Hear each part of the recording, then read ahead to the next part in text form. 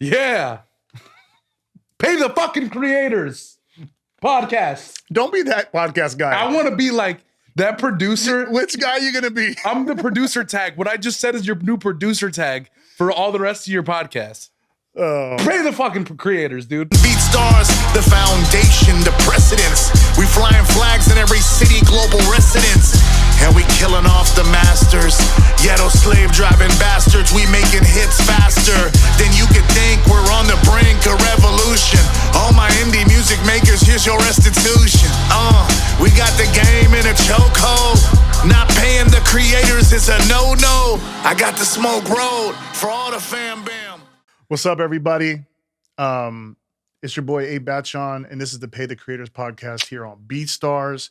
Back for another episode, and this time around, I got my dog, special guest, originally from Detroit, Michigan, but is an Austin area, Texas resident right now. Had to come down yonder. That's got a song that's shaken up social media, especially TikTok right now, with over 100 million actual plays on TikTok just in the last 2 months. Now, this song does have a backstory. Had a kind of like history-defining moment a little bit, you know, right now, especially with what's happening back in Palestine, and I can't wait to like jump into it. But you know, first and foremost, you know, I want to recognize you as a creator, an artist, a music producer, someone that has. I just want to give you your flowers for standing up, using your voice, using your platform when, you know, I think, and then you also being Jordanian, our Jordanian brother, of course, like our Urdani brother, you know, brothers like, in arms for sure. You know what I mean? Like to join in and make us feel like we're not alone in this struggle. Absolutely. And it's actually you're going through it, because Jordan and Palestine is literally family. Everybody has cousins, and man, everyone's got cousins, but salt. I don't think there's a big difference between Palestinians and Jordanians. So I'm still trying to find keep it real. That's hometown. That's hometown too for us Palestinians. So we'll get into the song. The song is called "Sound of War." We'll get into that. But man, Eddy Mack, thank you for joining this podcast, bro. I'm glad to be here, man. Come on now. You know, I jumped at the opportunity to come sit down here with you. It's even funny too, because like I was telling people, like, you know, I've heard about you for so long. I've used BeatStars before in the past, and you know, just how the world comes full circle, you know, and just sitting here with you, it's just, you know, it's a full, you know, circle moment for me, and I'm just, you know, I'm happy to be here. Yeah, I think what's dope for me is that BeatStars connected with you before I connected with you. Yeah. You know what I mean? It's crazy, right? You know, like, you were already connected to the platform in a way, making songs, and you've been making, you know, putting out music for the last 5 years or so, right? A little bit longer, a little bit longer. Yeah. And when you told me that, when I first met you at our brother Anis's concert here in Austin. Shout out Anis. What up, dog? Yo, Anis is he's overseas right now, killing it right now. Gosh, can you say something about Anis? Can you just say anything about it? Man, so Anis. How would you? What's your feelings about Anis? I love Anis. Okay, I want to know. Me and Anis go back maybe 5 years, 2018, 2017. Yeah. So, and this is when he had 1,000 followers, man. I was putting out music, and he was so supportive, man. He was just so supportive, and I knew he was so talented. And you know, I was just always just in awe of his voice, his rhythms, his melodies. He's a great artist, man. And just to see him skyrocket and blow up and do the things he's doing and spread the message he's spreading, and I'm beyond proud of that kid, man. He's really started from the bottom, and I was just glad I got to see it from the bottom. You know what I mean? So shout out Anis. On some real shit. Like those who know Anis's journey, it kind of was, you know, there in the early days when he was first making music, and just seeing what the voice he's had, what he means to people. Like when they look at him, like he means love to them. You know what I mean? Absolutely. Like, he embodies that. He's an embodiment and a reminder of what love is and how human beings should like treat each other and just respect each other. So I'm so proud of that dude. He's going amazing. overseas, bro. overseas spreading the word about love and unity and Palestine, and freedom for Palestine. Exactly, I love it, Palestine. man. Yeah. So, all right, let's get back into the Eddy Mack original OG story. Okay, where it started. Born and raised Detroit, Michigan, one of the craziest music hubs in America. It is crazy out there, for sure. You know, I have a lot of ties in history to Detroit, Michigan, in terms of music. You know what I mean? Yeah. Like I've done some work with Obi Trice. I've done some work with Royce the 5'9". Yeah. I've done some work with some just legends in Detroit music, and those are some of my favorite artists, bro. Those are some of my favorite freaking artists. That's where it started, man. You know? My dad actually, he owned like a really big dollar store way back when on Warren and Connor in Detroit. And, you know, he was so close with the African-American community out there because so many businesses shut down and left there. And he opened up the biggest, I mean, it was the Walmart of that area of Warren and Connor, right? So everybody would always hang out in the parking lot. People would sell their CDs, musicians, artists. And I would always hang out outside with them, 5-6-year-old kid. You know what I mean? They'd watch over me, they'd protect me. And you know who's actually out there? I don't know if you're familiar. The Cheddar Boys.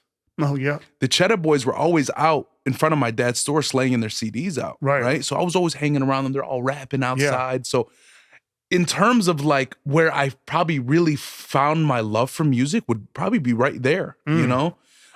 Just being around those guys, it was just, I look forward to it every day, just being around all of them. And, you know, it's one of my biggest memories. And that's where I think that musical side kind of grew in me. You started there for sure. Right.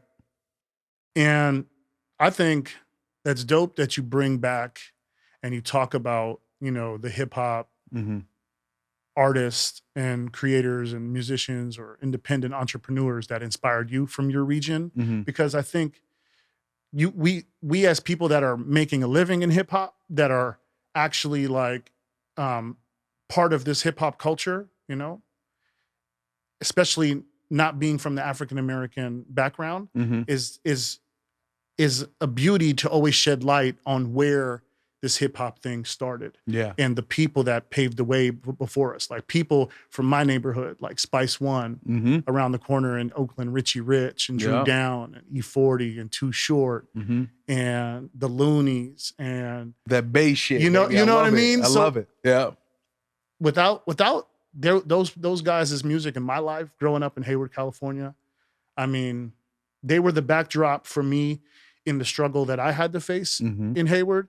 And then also tied back to the same struggle that I felt for our people back in Palestine. Of course. After visiting there and knowing that, you know, being a minority, being oppressed, being systematically taken advantage of, like we felt that as Palestinian people. And so I gravitated towards Black music and Black culture because I related with it being a Palestinian. You know what I mean? Of course. Yeah, absolutely. And they were making music for me as this Palestinian American artist or Palestinian American kid, right? We have these two identities. We're American, we're Palestinian, we're Jordanian, we're American. We're proud of being both. We're born here. We're grateful for everything that we've accomplished in this country, but also at the same time, we are always going to be tied to the success and the condition and the freedom and liberation of our people, because we came here pretty much as refugees. Our ancestors came here as refugees, right? So we understand this, we know we are a guest in this home. We appreciate this home. But we also are very aware about our origin home, our native land, the stories, the beautiful music, the beautiful culture, the beautiful food. It's who we are. The identity of us being these Palestinians who are some of the greatest doctors and artists and creators and authors and lawyers it's crazy for us to look like we're not even treated as humans, right? Like how they're trying to shift it, and like you said, we're some of the greatest musicians and lawyers and doctors, and it's just crazy. Our contributions to society are so big. Like when you talk about like your father and his upbringing and what he contributed to his community here in America, you know. our contributions to society is big. Our music reaching millions of people, our ideas, our thoughts, our feelings, our worldly views should have value. Our blood should have value in this world. Mm-hmm. And I didn't know if this conversation was going to go this way or that way. I'm just letting it fly. It's just going. This is not even, I guess it's like when I see a young brother that I see in myself as a young artist making music for Palestine, being the OG son of a refugee out there in the late 90s, screaming and yelling and screaming and yelling. Please hear me. Do you see me? Do you hear me? Do you see me? Yeah. Think I want to make music about genocide? You think we want to make music about the loss of life? You think we want to make music about being oppressed and pigeonholed, right? Cuz, you know what I'm saying? 100%. Like, man. It's just like, damn, man. Like, what we want to get back to being artists, right? And it's just like, we have no choice. We have to stand up for our people. There is no other option for us right now. If we're making music, it's for our cause. It's for our people, and we're gonna do it to the best of our ability. Absolutely. But do we want to be making music about this? No, we don't. We have to be making music about this. That's the difference. So, and to go back on it, of course you want to make music for your people, but it's just, why is this happening? Why is this the world? Like, so, man, it is what it is. And that goes back to another subject. Like, when I was putting out all this music for Palestine, in the beginning, I think I was getting some shit, right, for it. Like, you're always going to get the, oh, you're doing this for clout. You're doing it for this. You're doing it for that. But at the end of the day, I'm doing my duty. I can't just be an artist and sit and not use the most powerful tool in my pocket, right? Which is my voice, right? Yeah. When I make music about Palestine, it stems from anger. Emotion is the number one contributor to great music. It is what it is, you know what I mean? And then I was also... Jay, can you do me a favor? Can you go to get my backpack? I gotta grab this scarf. Yeah. We gotta put the scarf on, dog. I gotta grab this scarf. Can't believe I forgot to put on my scarf. Yeah, thanks, dog. I can't believe I forgot to put on my scarf. I wish I would have brought my scarf, dog. It's okay. I'm gonna wear it. You're gonna wear it. No. It's all good. It's all you. You're gonna wear it. No, I can't. I'm Jordanian. I'm Jordanian. You are family. You are blood. You are ally. You are brother. I love it, man. That's a nice one too. And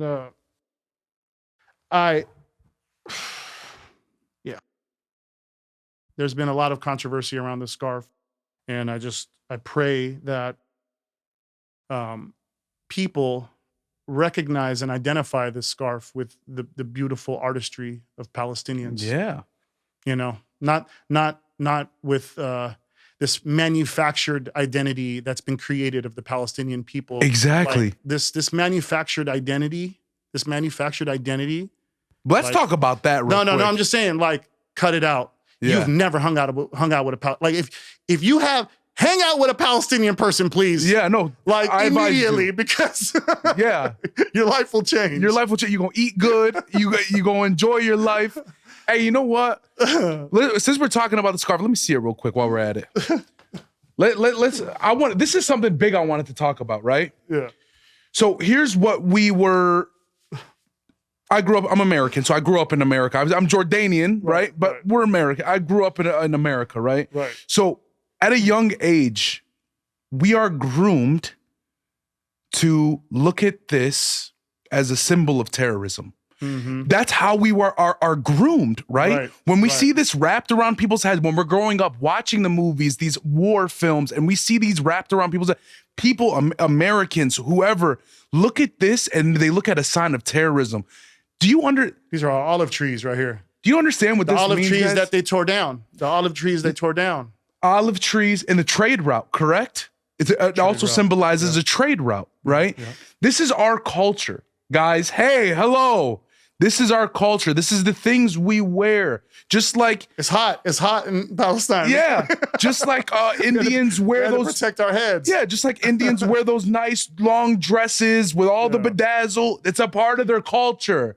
So stop looking at this as terrorism, please. That's all I'm gonna say, Thank man. you, brother. Thank you. I I think appreciate that's that. a big one. We gotta put that out there. Gosh. Okay. It is a damn. I haven't even got into one of the questions I have written down. Well, let's get into it, man. Let's pop right in. Fuck. Okay. We are doing our part. We could do more. I will just finish with saying, people, speak out. Mm-hmm. Call your local representatives. Mm-hmm. I need to be looking here. Speak out. Call your local representatives. Protest. Take advantage of your right to boycott. Mm-hmm. Make sure that you have, all the intention in your heart to just do your part in a way as much as possible, and not overburn yourself, even though right now is a really, really hot time and we need to be working and we need to be doing things, but we need to be doing things very smart. We need to organize. We need to connect. We need to invest in each other. We need to build some foundations. We need to take advantage of our influence. We need to take advantage of our influence, and we need to help save the Palestinian people from this horrific genocide that is happening right now. It needs to stop. A ceasefire needs to happen now. Permanently, right now. Occupation needs to be over right now. Give the Palestinians back their land. Give them their sovereignty. Give them their dignity. And this is what we need, and this is what is internationally recognized in law. And we would like to have our freedom. Thank you very much. And we would like to live and breathe and play and learn and share and exactly. we We just want peace and live freedom, life, man. That's it. just like everyone else in the world. And now we have a worldly duty now. Yeah. We have a worldly duty now for all these orphans, these widows, these families that have been wiped off the face of the earth, entire lifelines of family, entire lifetimes of family. You know what I'm saying? Of course. Like, it's going to be our worldly duty to help those people after this, if there is after this. Yeah. We got to continue to You know push, what I mean? man. So this is a call from me and Eddie. I'm sure he agrees. Hopefully. I'm sure he 100%. does. We call for a permanent ceasefire. Permanent ceasefire. And End it today. Removal of illegal occupation forces from the Palestinian territories immediately, and call for the recognition of a Palestinian state immediately. Thank you. Okay, back to the topic. Free Palestine. Back to the topic. Eddie. Yes. Detroit, Michigan. Detroit, Michigan. Give me a little bit, a kind of like a starting point from your journey here in America as a Jordanian American, growing up in Michigan, and then making your way out to Texas, and then pinpoint to me like when music became something that was, that flickered in your brain. Right. So I think it really started, like I said, in front of my dad's shop growing up, man. It was everybody was selling their CDs, all the rappers. So I was always outside. I was always around them at my father's dollar store that he owned. So I think that's where I started to find a love for music. But I think that's where the love for it started, but I don't think I really pursued it until about middle school, I'd say. All my friends in my school, we all wanted to be rappers. We all thought that we were this rap group, you know what I mean? But here was the issue, is we're all a bunch of broke-ass kids. No money. We didn't have money for studio sessions, nothing like that. Parents weren't paying for them. So our issue was recording. So we all want to be rappers, but nobody knows how to engineer, produce, or record, right? So I kind of started taking that as my duty, right? Because I knew nobody else was going to do it. So I really started to, around 11 years old, 12 years old, I started to try to push to engineer. I was no good. I wasn't the best at what I was doing, obviously, but trial and error for so many years. So yeah, that's when I moved to Texas. Yeah, it's when I went from Detroit to Texas, that's where that kind of started. Right. So yeah, that's, and then after about 10 years, I kind of went into, all right, now I'm going to release some music, right? That was always my thing. That even at a young age, I wasn't gonna put out music because it wasn't gonna give anybody the credibility to listen to me later. Because I was gonna put out some straight trash.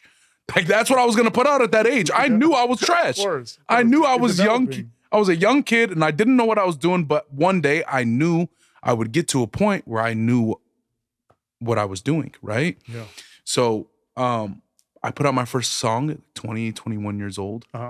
And you know, things really kind of shot up from there. And what was that first single that kind of like the first song that I remember we were talking about? Yeah. Like it was really like the first song that really caught a lot of people's eyes. And it was called EYE. That was my first song I ever put out. It had traction, man. It was good for a starting point. I wouldn't say it skyrocketed me. No. I had posted on SoundCloud. I woke up the next day, I had like 20,000 plays, 30,000 plays, 40,000 plays. Then I seen OVO SoundCloud reposted it. And that was big for me, right? So I started gaining a little momentum from there. But let me tell you guys something. Let me tell you artists something out here, okay? Music is a track meet, buddy. It's you gotta go and go and go. This is a marathon. You know what I mean? This isn't something that's gonna happen overnight. They all say 10 years is your rookie decade. You gotta put that fucking work in, man. You have to. It's a struggle. It sucks. You want to give up, but man, it just takes time. It just takes time. And you got to push. You got to fight through, and you got to be consistent. You got to be so consistent in what you're doing, or people are just going to stop caring because people's attention spans are these days. If you're not in people's faces every day, you lost momentum. You know what I mean? Unfortunately, yeah. Yeah. So in the world that we live in, this digital first world that we live in, Exactly. you know, the constant impressions need to happen yeah, you got to organically keep pushing. and also inorganically Mhm. with like paid advertising, performance marketing. You gotta really use, you know, the ad systems. You gotta really Mhm. use all the marketing tools available to every artist to reach their customers, build their own. Yeah, it's a digital world now, man. Yeah. You know? But you know, you're someone right now. You got your music on. But let's hold on. Let's go back to the discipline that you talked about right now. You know what it takes. You know, you shared with me that you know you were in martial arts for so many years, Yeah. and like your father had his own dojo, Mhm. right? Yeah. And you know had a community of kids learning martial arts, Mhm. and having your Yeah, that wasn't fun. yeah. That wasn't fun, Dad. Thank you very much, you know? But but the discipline that it taught you, the martial Yeah. arts, you know, like is there, can you point to anything like in martial arts that you took with you throughout, you know, all those so many years that you yeah, absolutely. I think the biggest thing that I'll jump right away, and Yeah. if somebody asked me that, I would say is kind of slowing things down and taking emotion out of things, right? So when I was younger, I used to get so angry and blow up and this and that, and I'd see red, right? You know, but when we would fight in the ring, my father, his biggest thing he would teach people was slow it down. Slow the fight down in front of you, because when people fight and they freak out, you lash out, you see red, you start swinging, and you end up on the floor. You don't know what the hell happened, right? So I think it really taught me to control my emotion and my discipline, and to really calm down and see things for what they are, not to jump to anything. And I carried that so much in my life, you know, and I would recommend anybody to go through that process, you know what I mean, in a good school, obviously. But yeah, and my father being my instructor, it was tough because at the end of the day, he had to show no favoritism. He had 400 students. right. If anything, Where do you think all the hard work is now? So like when you think about it, it's no longer the amount of releases. It's not really centered around how many releases. It's how many stories that you can create around a release. Yeah, And then build exactly. content on those stories. That's where you're basically like the majority of the heavy lifting right now in music is content creation. Yeah. And you got to You know? put context behind your music, I've noticed. Like, okay, just today, I obviously had a response to some Israeli artists that decided to say some nasty shit about Palestinians. So today, before I actually put it out, I gave people context of the situation, right? I did some stories and I told people what was going on, and you got to bring people in. You got to give them a reason to listen to you, right? You got to build stories around your music. You can't just say, "Oh, new leak, check out my new track." Yeah, it may work here and there, but it's the majority of the time it's not working, man. People got to buy into you. They got to buy into your brand. They got to buy into what you're doing, who you are. It's so much more than music. People need to understand that. So, especially if like one of your goals is to be, you know, an influential artist, you know, and really like speak on topics. You know, a lot of you know, you see it a lot in sports. You're like, man, just shut up and ball. Stop talking about politics. Yeah. Stop talking about this. Stop talking about this. Stop standing for this. Stop. Like, just make music, bro. Just make music, bro. Yeah. Right. Just make soulless music, bro. Just make music that has no soul, bro. Right. Make music that means nothing so I can listen to it. Okay, cool. Right. But, you know, it's not every, I feel like, do you feel like it's every artist's responsibility to have at least some sort of experience that they can share, that they can like inspire someone to learn from? Yeah, that's a part of branding, I think, You know what too. I mean? You know? Yeah. I mean, You think that's everyone's responsibility? Like, there's some people, like we talk about this, and no, like I don't want to. This is the elephant in the room, especially within like the Arab and Palestinian community and just Arab community. Everyone, you know, we don't have to, you know, go too deep into this topic, but I have different views about people like Khaled, like DJ Khaled, that like I think a lot of people have, you know, kind of like really bashed him for not speaking on the Palestinian subject. And I don't think it's right to bash him. I don't think it's right to like, I think it's okay to hold each other accountable. right. And we don't know what the reason is, right? We don't know what the reason is as outsiders looking in. We don't know the reasons that, you know, he hasn't spoken. Maybe he's waiting for the right time to speak. Maybe he sees himself as someone that's not like a political figure. He's an entertainer that really doesn't have like maybe like a political, like, you know, maybe he doesn't. Maybe he doesn't, like, politics is not really important to him. Like, he really does not care about national interests, countries, foreign policies. Maybe he's not interested in that stuff. Maybe, I don't know. Here's the thing. I don't think you need to be political to say anything. Right. I think it is a tough situation. But I will say, we've already heard some really important people have been fired from their jobs for taking a stance on just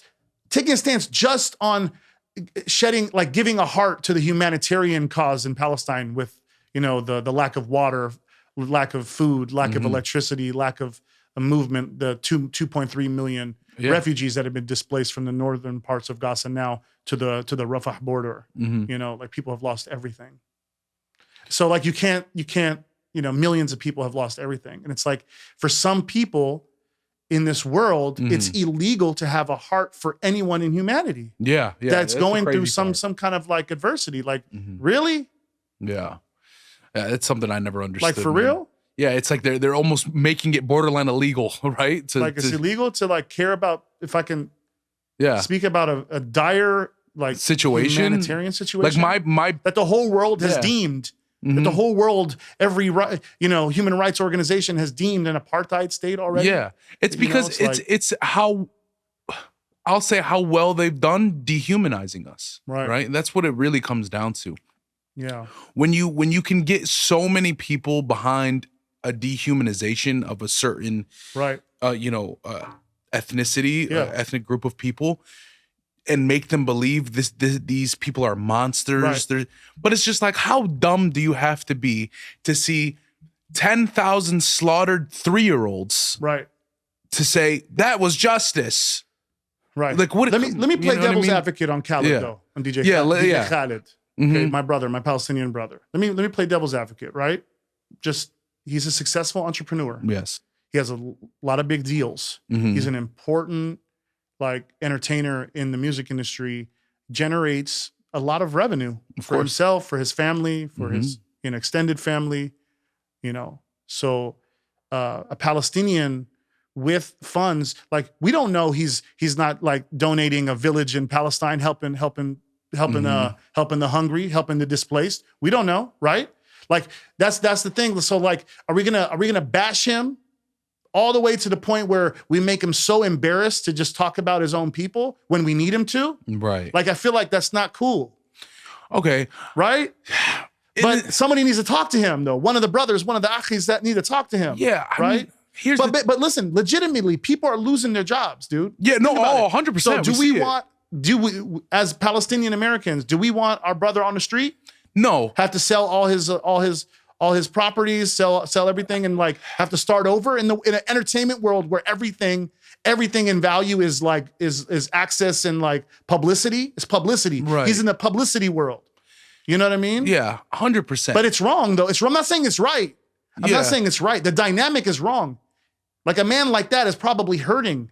His heart is hurting, bro. His heart is hurting, right? There's no way he's not seeing his Palestinian brothers and sisters and he's not fucking impacted. He has family in Jenin, bro. He has family in West I know Bank. he still has family out there. Like, maybe we're jumping the gun too much with Khaled. Here's the thing. I haven't spoke much on the Khaled situation. I don't involve myself with it. Not you. No. I know. I'm saying generalized. You've been super respectful about it. Yeah. But there's been other like people in the community. It's been widespread. Yeah, it's a trend right now. It's a trend. It's a trend to bash the guy. I get it. Right. But my thing is, I would understand. I know you're playing devil's advocate. Yeah, I'm just, So I don't want to crucify the guy. Yeah, no, of course. I think the only thing that upsets me is it would be different if you were completely silent and off the internet. Right. But the guy's like, new shoes, new house. Oh, I'm with my boys, having a good time every day. Right. Like, you're completely ignoring the situation. There's a difference between staying silent, staying out of it, and not posting anything out of somewhat of respect, right? Yeah. And then just going about your normal life, showing off your clothes. I think that's the only thing that gets me angry with the Khaled situation. But at some point, bro, like even for music, like even for you as an artist, right? If you're gonna take on like this artistry and this public figure and monetization on all the media networks, on the social networks as your primary way of generating revenue, like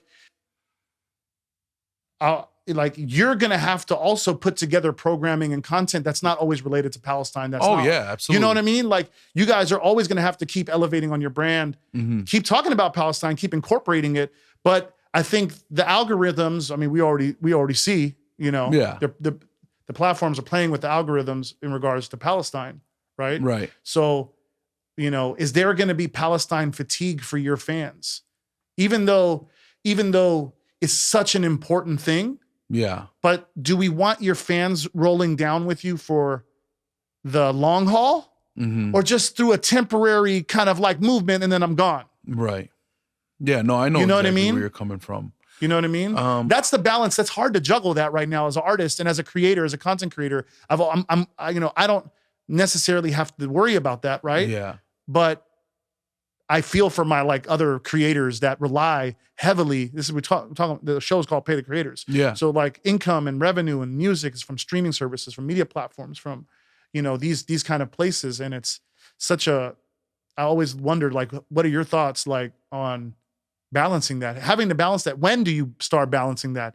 It's like right now. You're so in the middle. You're in between a rock and a hard place, right? Like, I think you have to balance it, right?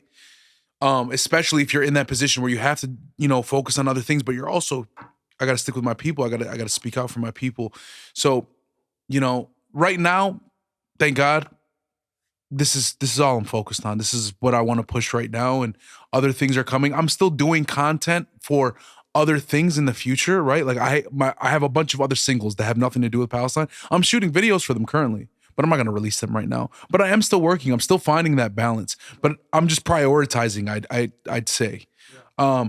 But for somebody else who probably isn't Palestinian but also believes in the cause, I think those people would have to find that medium, right? You have to find that medium. You have to have time to speak out on that situation. You have to have time for your life, for your bills, for what you got to do to survive. You know what I mean? We can't drop everything, and lose our homes and and be behind on bills and all these kind of things. I get that. I do understand, but like I said, there's always a difference between being completely silent and, you know, standing on the right side of humanity, right? So I think that's where I stand with it. I think, but you know, I think we're us as Palestinians, like who are entrepreneurs, who are working and contributing to this economy, deep down in our heart, like we really, at the end of the day, we would love to be working full time for Palestine.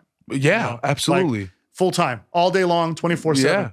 You know, and it's been for me, it's like in my mind, I full time work for Palestine. I've always full time worked for Palestine. Always, man, since I remember, in my dude. prayers and my heart, all the time, right? Ever since I first stepped foot on that beautiful land, you know, and it's a tough balance. It's a tough balance.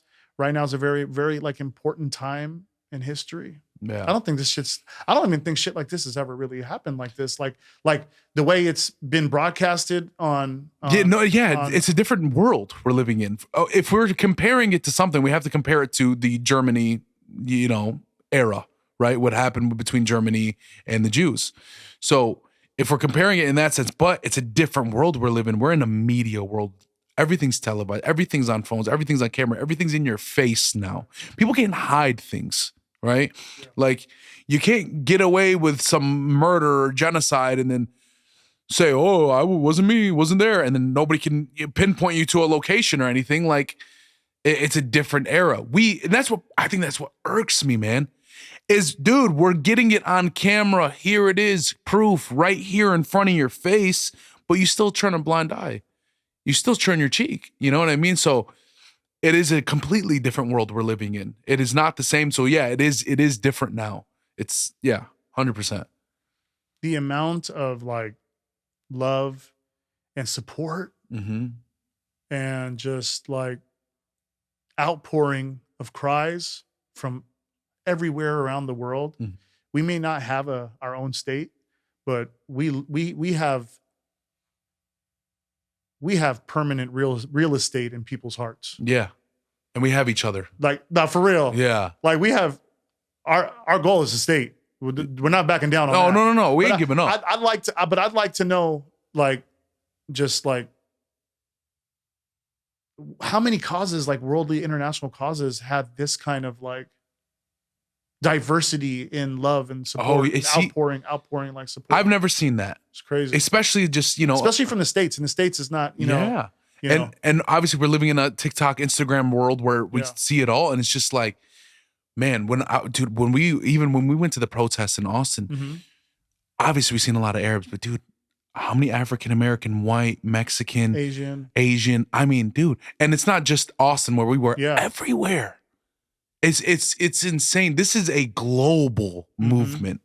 This isn't a small portion of Palestinians who are marching around in the streets. This is global, right? Yeah. Like, I think people are forgetting that, you know?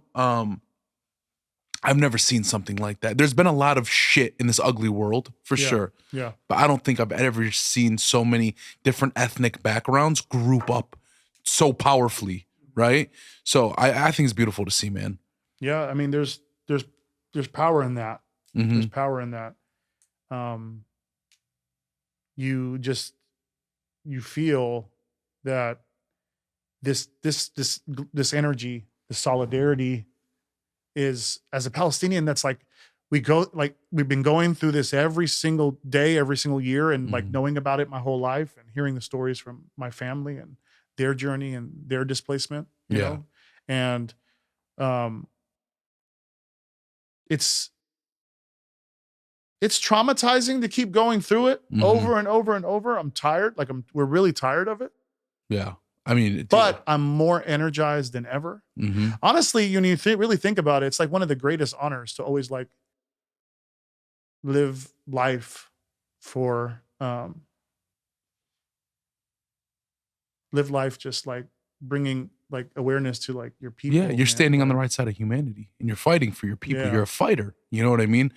I think in this era, in this time, to do what we do, especially on our end of the spectrum, right? We're artists. So people need us or need our voice, right? And that actually goes back to something I wanted to bring up, you know? I think it. So hold on. So DJ Khaled, we need you on the show. Yeah, DJ yeah. Khaled, We want to talk I'm to on you, the show. Khaled. All respect to you, brother. Let's talk. I would love to talk with you. I know for sure your heart is where it needs to be. And I think people are misunderstanding you. So I'd love to talk to you. And if you don't feel comfortable talking, that's fine. We'll talk on the phone or something. We'll message or something. We'll call you. We'll call your people. So yeah, I think why I'm saying our voices, people need our voices, right? It's funny because when I was making The Sound of War, right, I think I was getting a lot of backlash at first, simply because of the cursing, right? So, you're always going to get the aunties and the ammos and the jiddos and the tetes. Oh, why the cursing? Why you got to say this? But Right. I always said Sound of War stemmed from anger, right? And once all the bullshit subsided, right, from, oh, he cussed, right? And they kept seeing what they were seeing online, people angered and people wanted to get behind my words and say, fuck you. They wanted to say, fuck you. Let's listen to Sound of War real quick. Yeah, let's bump that. Let's listen to it. And then I want to this is the song that has...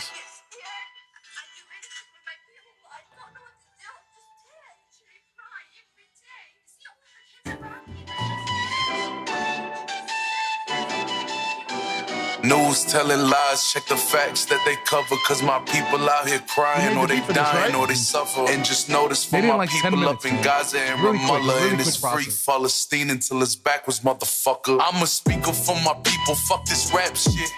Forcing children out their homes when they ain't have shit. Killing mothers, children, asking why there's no one here to love them. And y'all really asking questions why I swore, motherfucker. Cause connecting to somebody, know that everyone where it's hard to get out of your knows it's time to take Palestine back this time. Yeah, I need to hear more singing. Yeah, no, I will. I got a lot of singing coming, man. What about Ramallah, West Bank, for Gaza? Who's this guy? This is Latata. This is my boy, the potato. Don't worry about came in the and got smashed you. out. I'll gas, no brakes, no stoplights. Once this ends, I'll give the backstory and how it came about. I do not want friends. How Sound of War I do not became need Sound of fools. Yes, I found peace, but I swear on God, I'm down for war. Rockets dropping, bullets popping, it's a war zone. And I got brothers in the checkpoint just to get home. How to get like that? How we did this happen? Better pick your side. Don't give me that all out matter. Are you ready? Ready for the action? One call, that's all, get it cracking. Click, clack, with the blowback, get I lick back in a ski mask ready for planting. Know that everyone knows legend. it's We love you, time dog. to take Palestine back this time. We won't hesitate now. I know that this is the sound. Cause I know that everyone knows Sound of War. Sound of War. Sound of War by Mr. Eddy Mack. That's the song that's been lighting up TikTok, lighting up Instagram. Yes. You got crazy influential people sharing it all over the place. It's kind of crazy to see, man, honestly. It is.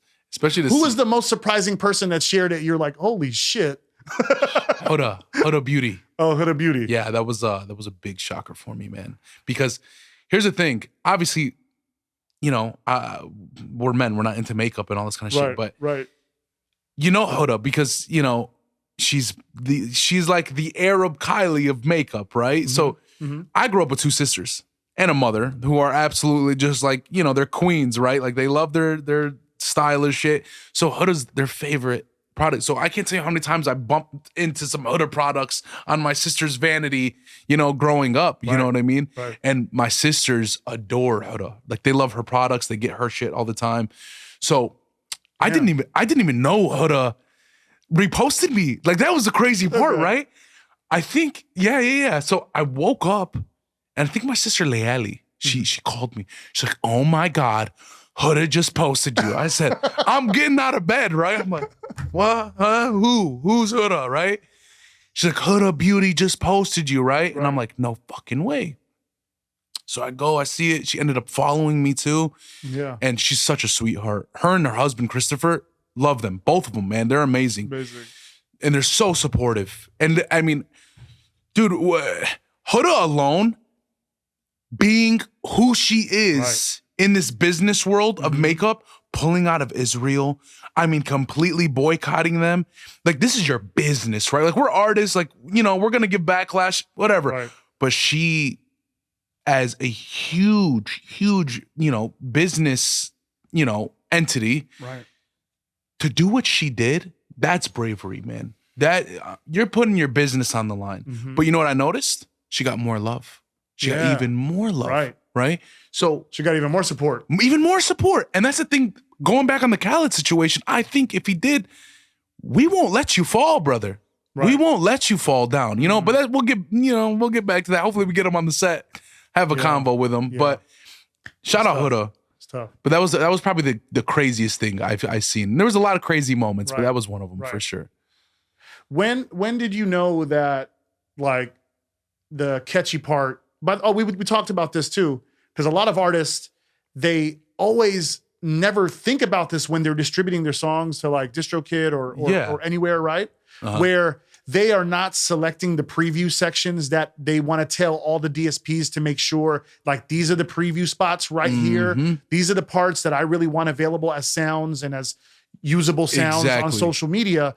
Or then they get into a situation where one of their fans uploads another version of their song on a different part. It gets taken down. They don't have the rights to do it. You know what I mean? So it's very important. Yes. I wanted you to talk about how important was it to choose that part? How did you choose that part? Oh, okay. The catchy part. Yeah. Okay. Yeah, like, absolutely. Was that just automatic? You're like, this is the part? Yeah. No. So it's funny because I actually, Sound of War, the Free Palestine Till It's Backwards part, I built the whole song around that. Because I knew that that part of the song was going to give everybody a voice, or they could use it as a quick tool to say, hey, fuck you, this is who I side with. Right. That's how TikTok works. It's 5-6 second things that pop off, right? Yeah. So I knew this line alone, everybody can hit record, they can mouth my lyrics and say, I stand with Palestine, fuck you, basically. Right. It was an easy way to protest. Yeah, in a catchy, swaggy way. You know what I mean? Like, that's how I presented it. So the process of making Sound of War, I started with that line. Even when I was in the backyard. Can you tell the story? Yeah. About. So I was in the backyard with a Batata. Okay? Right. Shout out Batata. This is my motherfucking guy. And he was just visiting. He was just visiting. Okay? This is the story of Sound of War, guys. This is going to be what's posted everywhere. Okay? So the story of Sound of War is me and Batata. He was visiting from Sacramento. He came out to see me, him and his wife. And it was just me and him. We were in the backyard, kind of just sitting down, chilling. And you know those silent moments you have with your boys? It's not awkward, but your boy's just doing his thing. I'm doing my thing. We're both on our phones. We're both on our phones, and he's scrolling, and I'm hearing terror and screams from Palestine. I'm scrolling, terror and screams from Palestine. Right? Just back and forth. That's all I'm hearing from his phone. It's all he's hearing from my phone. I swear to you, we put our phones down at the same second, kind of just did one of these things, kind of just stared off. And then I looked at Batata and I was like, we need to make something for Palestine. He shot up. He shot up like this. He got up immediately and just walked into the studio. My studio's in my house. So he just walked in there. He didn't even say a word. The guy was war ready, right? Mm-hmm. So we got in there. I didn't even want to waste time on the beat, right? And I think everybody's like, oh, that beat is so simple, but it all worked out so well. The beat's simple. It's honestly because I wasn't trying to waste time on the beat. We had creative juices flowing, right? So I got the BPM of the beat because I simply kept going, Free Palestine Till It's Backwards, motherfucker. I kept doing that. So I built the whole song around that. That was the BPM. Got it. So then I laid that shit down and Batata was like, yo, right? That's gonna hit, right? Batata laid down his verse. So you laid it with no instrumental, no melody yet. No. There was an instrumental. That's why the beat was so simple, right? Because you already had the melody with the flutes. No, I did that. After you did the BPM. Yeah, after I did the BPM. That's what I'm saying. Yeah, so that's different. Yeah, so I hit the BPM first, and I hit the melody, right? So you started with the catchy.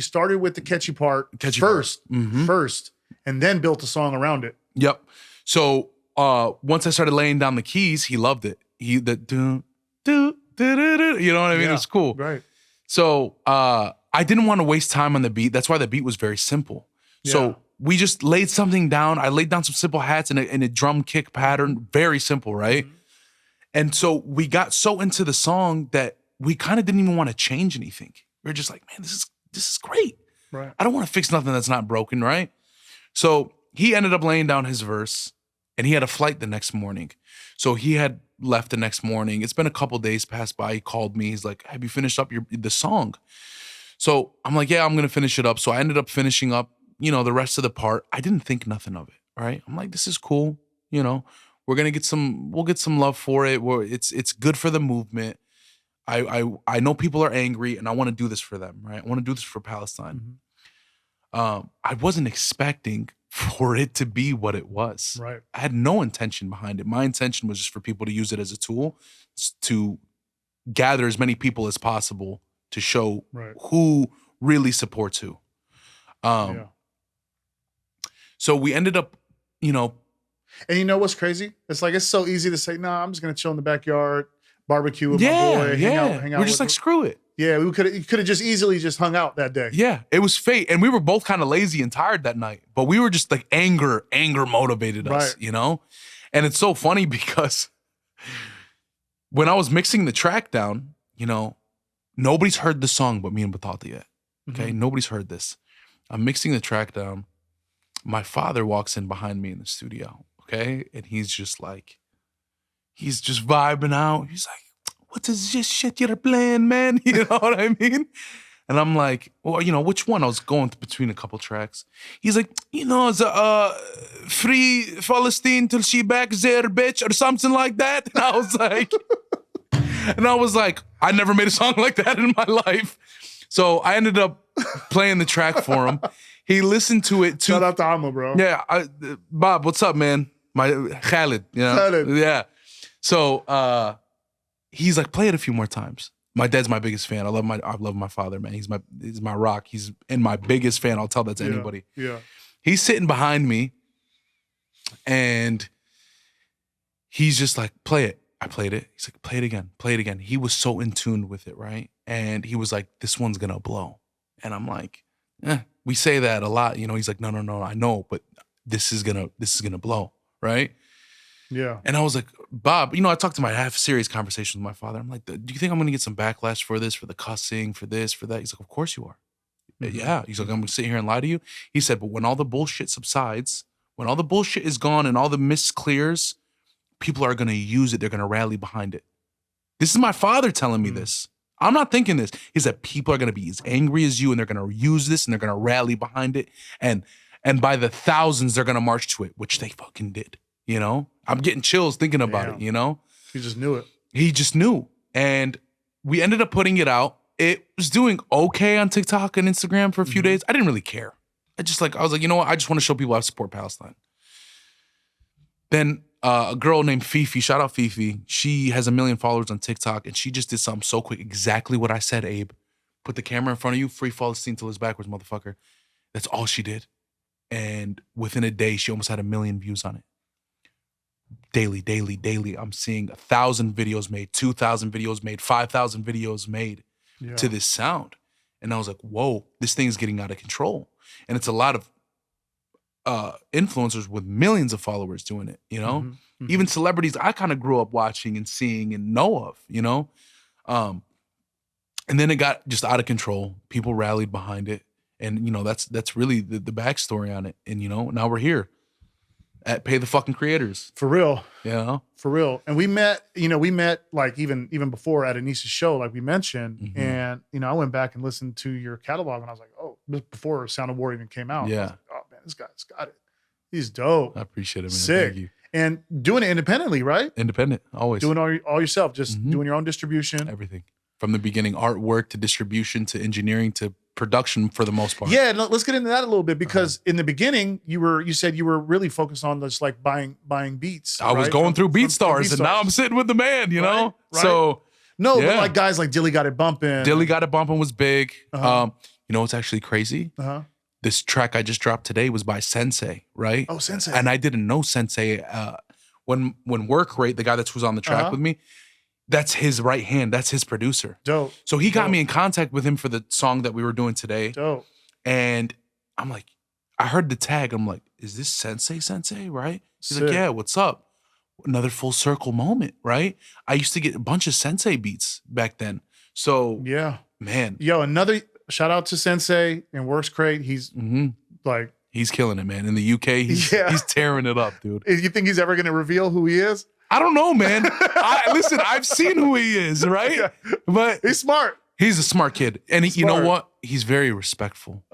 He's very respectful kid. Yeah, he's killing it. I'm loving the flow.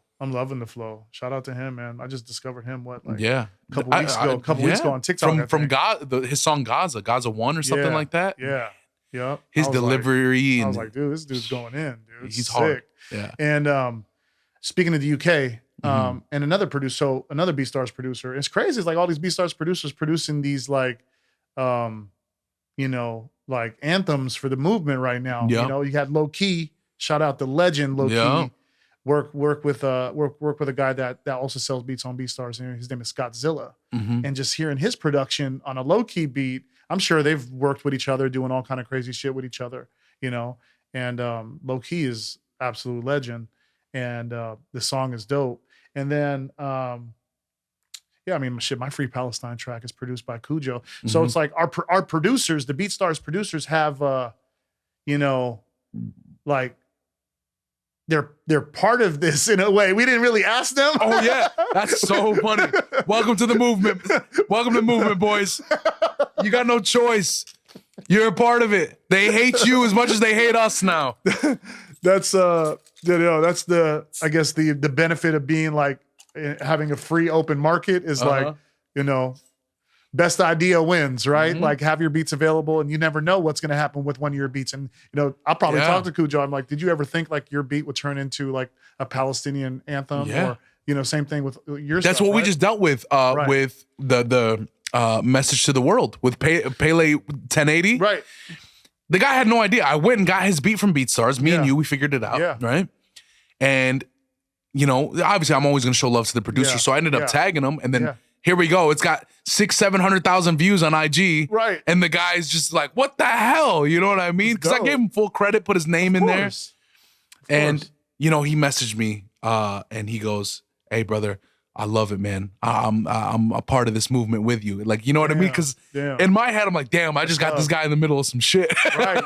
You know what I mean? Maybe we shouldn't tag him, but yeah, exactly. But he was just like, man, I love it. Keep doing what you're doing. Thank you for using my beat. Man, the BeatStars producers are the shit. Bro. You got a nice family, man. I call it the BeatStars family for sure. For real, bro. For real. Like my dogs are down, and our girls, our producers, they're like the artists, like just you guys. Yeah, blessing, bro. They're remixing. They're remixing my song right now on a contest, and I've heard some crazy remixes. I love that, man. I got to hear some of these, by the way, man.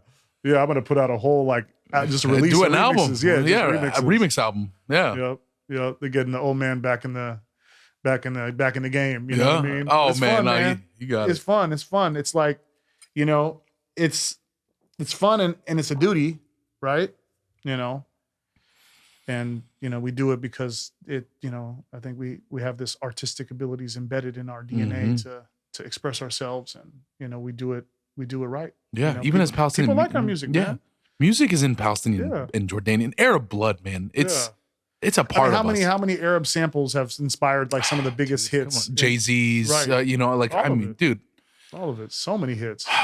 Anyway, back to it. TikTok is a pretty interesting dynamic. TikTok is a pretty interesting dynamic. For the first time ever, you can really like embrace your culture, really, and take it mainstream. Yeah. In a way, Yeah. Probably the monetization is not that great, right? Yet they're probably still trying to figure all that shit out. Hopefully they can figure it out soon, because we need y'all to pay the creators. So yeah, there is a way to monetize on TikTok as an artist. Yeah. Right. It's through your distribution. Sure.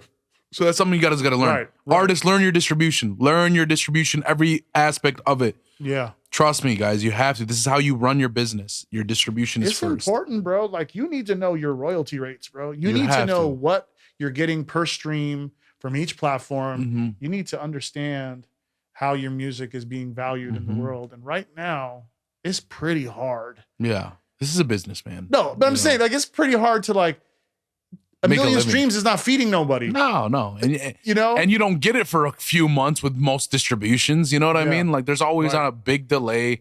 Right. Like me personally, I'm with DistroKid, right? Yeah. There's a big delay. You know, I think that's a big problem because the distribution companies can't pay out until they get paid. Yeah, they have to wait. They got to wait till all the stores pay them out, and then they got to do accounting. And then Exactly. Then they got to pay it out. It's tougher. It's tougher, especially for like an artist that's getting all this crazy buzz right now, Yeah. this moment that you want to like reinvest in your career immediately. Even right bring now. it back into Palestine too Right. at this point. You know what I mean? Right. But it's hard. It's tough, you know? Yeah. But man. So you ever think about doing anything like direct to fan? You ever think about like doing your own kind of release direct to your fans? So we're actually something with merch, with Yeah. CDs, maybe something not CDs, but maybe even digital we're doing an NFT. vinyl. You know, So I've been talking with these people Mm-hmm. about doing an NFT album, right? To kind of own an album yeah, that is not available to the public. right, So here's the thing that's great about this, of where I'm at, is that I've made music for 10 years, right? And I knew Shout out to Nebula. I think my homies, my cousin Flood Hawit's got Nebulas, which is like a NFT music marketplace, for, like, Exactly. collectibles. You know, which is great, blockchain, right? Blockchain stuff. So I've made music for 10 years and I have a vault. I mean, it's probably got 100 songs in it, right? That I always said, I know I'm going to get to this point in my career. It sucks right now, but I'll get there. I have a lot of amazing songs that I was like, I'm not going to release this till I'm at where I want to be, Mm-hmm. right? So it's cool because these ideas and these things, these NFT albums, it's not like something I have to work on. It's like, here, put these 10 songs in an album, have a nice day, put it as an NFT. Right. So I've been very prepared for all of it. So I'm really excited about that. That's one of the first things we're gonna do. Yeah.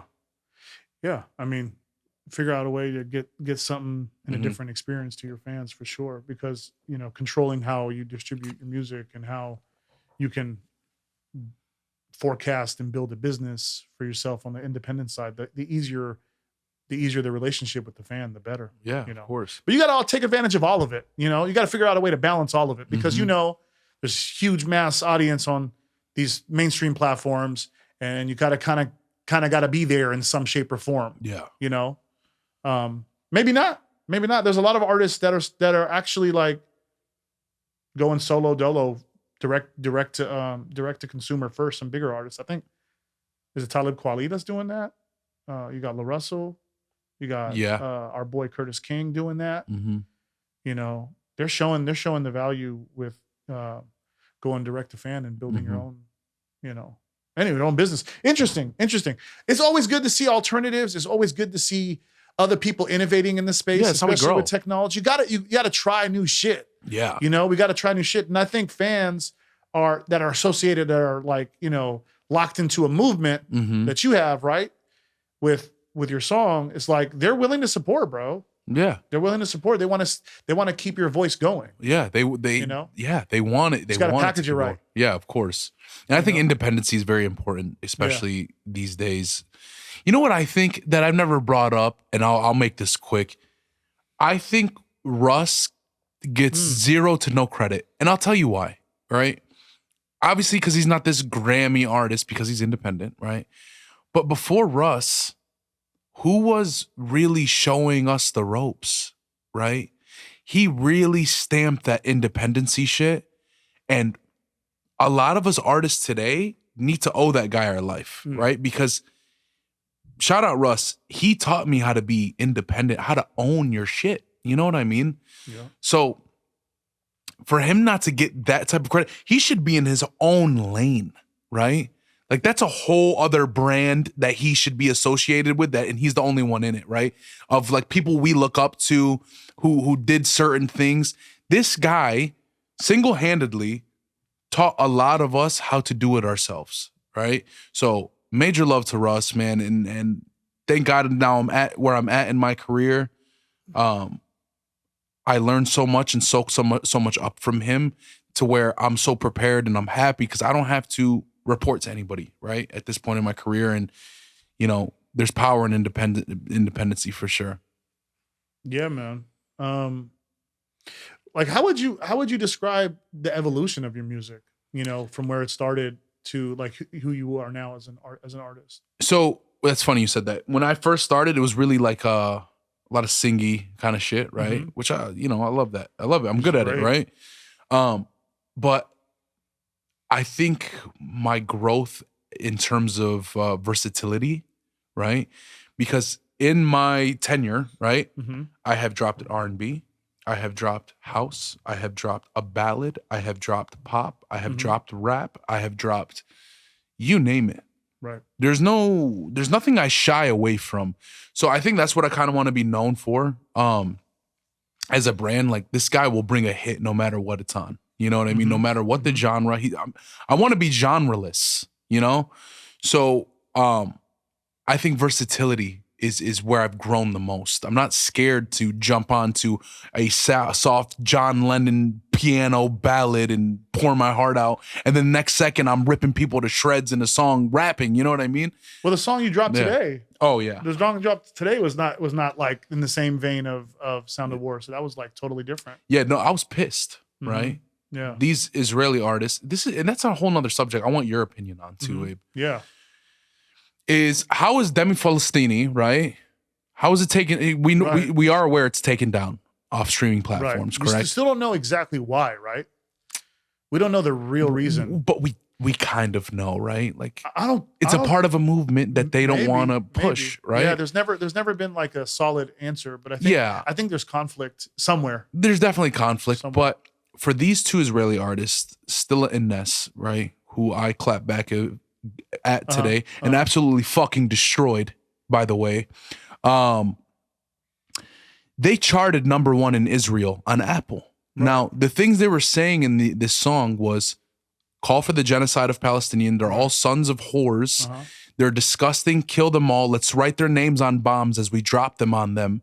Right. And Apple, you allowed this to be #1. To go #1. But yet we're censored and silent on everything we're saying.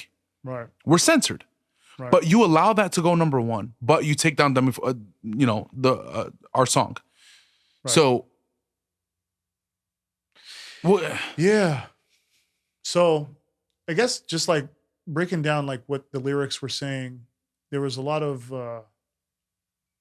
genocidal, braggadocious, kind of like ego, arrogant, dangerous talk, you know, very dangerous talk actually. And they did it in a very polished format too. Like the music video, the song. Like it wasn't, you could tell it was funded. Yeah, it wasn't. Very funded. It wasn't just like some indie song that went viral. Like these dudes came out, you know, they were funded with some production. Yeah. You know what I mean? So whoever was behind that signed off on that. Yeah. You know what I mean? I'm telling you, the same people who funded all that funded it to go #1. Yeah. But you felt that you had to respond to the song. Like you felt like you had to respond. And it just came out, right? So you guys just today.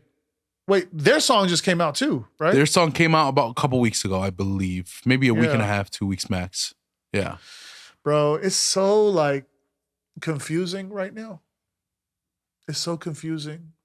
Yeah. It's like we tried the peaceful route, you know? It's like we tried the peaceful route for so long. Respect is out of the window at this point, like, especially with the song I dropped. Bro, we tried. We tried for so long. 75 years. 75 years. We tried, dog. We tried. We were under your shoe. Under your shoe for 75 years. I mean, we tried. We gave in to everything in negotiations, you know? But it's hard, man. It's hard to balance like anger with also trying to figure out ways to bridge bridges somehow. Right? Yeah. Like, you know, so try hard. To find it's like I'm looking for a bridge. I'm like, please just send over a bridge, dog. Something, just right? Send over a bridge. Send over something, bro. Let's work. Yeah, stop killing us. Let's work. Let's get together. Let's figure this out. You know what I mean? Like send over a bridge, bro. There's nothing. They don't want a bridge. You put a wall. We can't get to the bridge, dog. They want to level us. They don't want a bridge. You surrounded us around the wall. Yeah. On a wall. You know, took away our basic resources. Yeah, it's disgusting. So it's like, it's so hard not to be angry. It's so hard. But is it justified? I feel it's justified. Oh, our anger? Absolutely, it's Our anger is justified. Yeah. We want justice. I mean, are we asking for much for peace and freedom? And our people can't get that, and you guys are upset with us when we want to speak out and march and protest? And the way the news is portraying us isn't fair whatsoever. Yeah. They don't say pro-Palestinian lives, they say pro-terrorist. That's how they label us. Because we're getting our children slaughtered by the tens of thousands, we're pro-terrorist. Right. Is what is the agenda, right? That's what they're pushing. Yeah. You can't even stand for no human rights. What fucking world are we living in, Abe? What world is this? That we're standing up for peace. Bro, you know what's crazy? And like, we would be at the negotiating table like so quickly. Mm-hmm. But now I'm not sure. No, I don't know. Now I'm not That's sure. the scary like part. Now I'm not sure. I mean, it was already bad. You know what I mean? So I'm not sure. I think the world's got to handle this one. That's what we're doing. This is, you know what I mean? And the world's got to handle this one somehow. The responsible superpowers of the world need to come together, and they need to figure this out for us, because the United Nations. This is too much. Yeah, this is too much. America, you gotta figure this out. And it's a scary place we're in, right? Like, Russia, China, yeah. All you guys come together, and you got to figure this out for us. Like, put your political and economic and all your beefs that you have with each other and your competitiveness, put that aside. Just do the Palestinians right now. End the genocide. Just be human and revert back to our rightful land that was, rightfully ours, and allow for Palestinians to return and to build a prosperous nation for our grandchildren, for my kids, for your kids in the future. Let us live a little bit, man. Can our kids go to school? Can we live, dog? Can we live, dog? Like, is it cool? Can we live? Let's ask the 20,000 people that are dead. You know what I mean? Yeah. You know what I mean? It's crazy, dog. It's crazy. It's a sick world. It's a sick world we're living in. Heavy topics, dude. It's hard not to fucking go into it, man. Yeah, it's just, but because we're angry, man. We want to talk about it.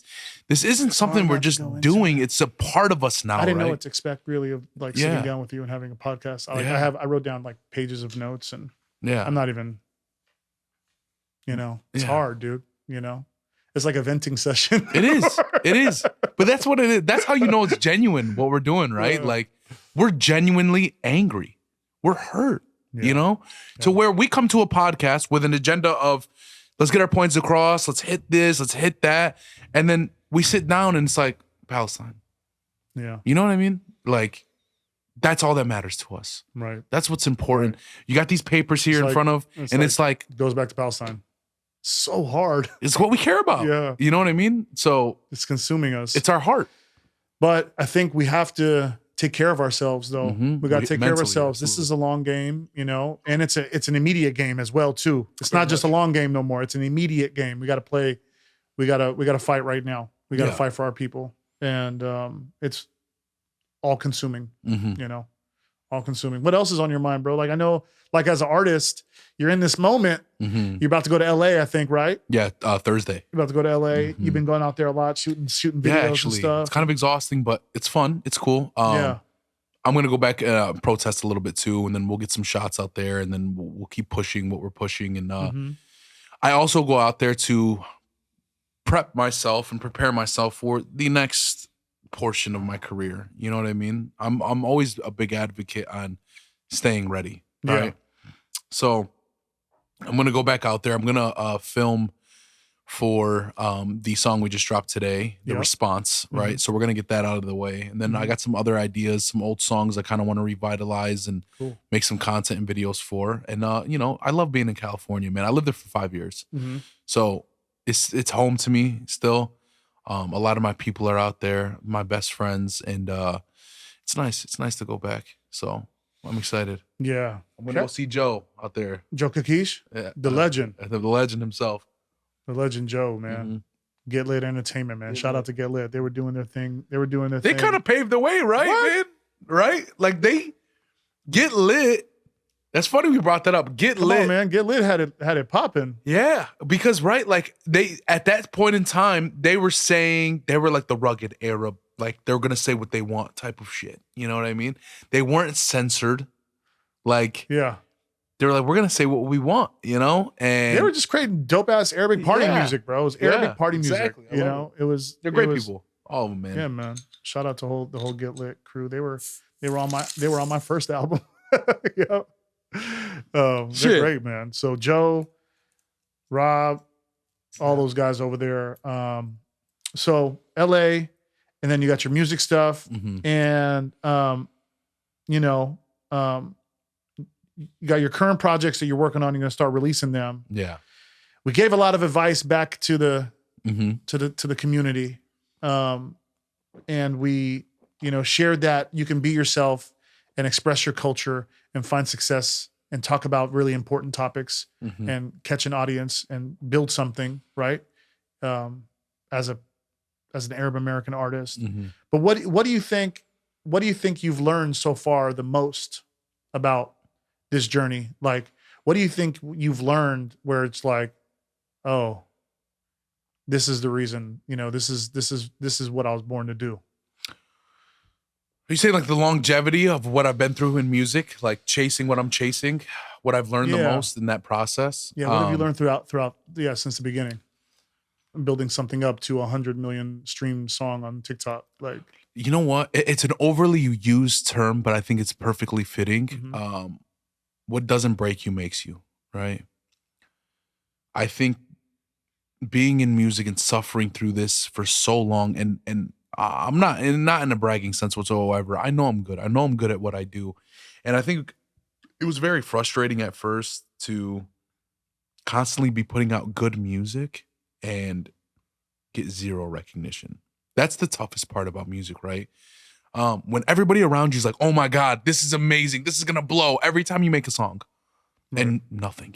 Right. Just disappointment year after year after year, right? But I felt like God works mysteriously. And at this time, I think personally what God wanted for me, he's like, I want you to struggle because I want you to get better at what you do, because there's something big coming, which I believe is the Palestine conflict, and I need you to be ready for it. I need you to speak out, and I need you to be really good at it. You're going to deal with a lot, just like the situation with this Stella and Ness person, and I need you to respond. I need you to fight. I need you to use your voice and your words, but I need you to be ready for it, right? So now... It's a lot of pressure. It's a lot of pressure, right? But what doesn't break you makes you. So I felt like all that I went through, music comes to me like this now, man. Beats come to me like this. Creativity, whatever it is, it molded me. It made me stronger. There's not, I personally, I can, and this is, I am saying this humbly as possible. From what I went through, I'll go toe to toe with anybody. And I'll stand on that right now. I'll go toe to toe with anybody. You're hungry right now. I'm hungry. And that's the biggest thing too, Abe. Like, I'm not only hungry, I'm angry still. There's still anger in my heart because I still feel like I never got that recognition I felt I deserved, right? And now it's at a point where it's like you used to want to prove to everybody that I'm good, listen to my music, repost my music, love me, listen to this, right? But now I'm at this point now where I don't have to beg and ask. And now it's more of like, I need to prove something to myself. Because I keep proving something to myself every day. Everybody else is just going to keep following along at this point, right? So that's where I'm at. I think, man, I got shitted on a lot in LA. I've been around a lot of labels that kind of used me, did me very dirty, kicked me to the curb after they, got what they needed. Stole some songs. I'm not kidding you, man. There's a lot. And a lot of broken promises to me were made. And a lot of don't worry, you're next, Right. LA's famous for that. Yeah, right. And I went, and you know what's funny? I went broke doing that in LA. It's LA. Yeah. It's expensive, right? I packed up and I drove all the way back home to Texas while these people laughed at me, And right now, where I'm at, where I'm feeling that anger is I want to make sure they remember who I am every day. And I'm going to push that fucking issue every day. And I'm going to make them realize who they fucked with. And I'm prepared and I'm loaded up, and they know it too. And yeah, I'm not in the business of mentioning names. I'm not going to do that. I'm not here for that old bullshit like that. But right now you're focusing on your career. I'm focusing on my career, and you're showing the world what you've always known about yourself. Exactly. You know? And they're going to see that too. So I don't have to go out of my way to prove that. Like I said, I just got to keep proving it to myself.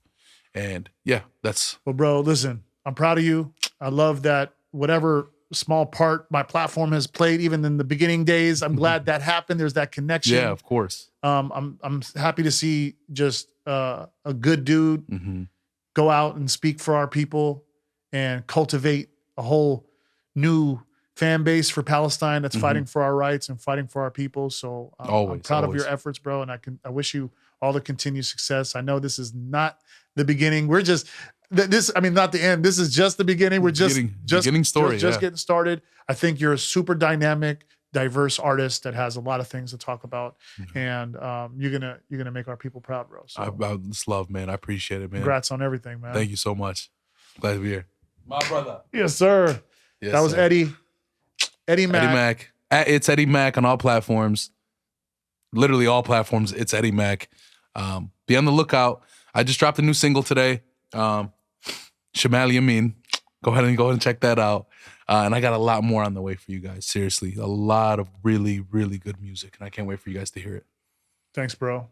Anytime. That's a wrap for this episode of the Pay the Creators podcast with A-Batch here on BeatStars. Make sure you like, subscribe, and lock in on all the Pay the Creators channels on IG, YouTube, and everywhere to hear the dopest interviews from some of the most amazing independent artists in the world. All right? Peace.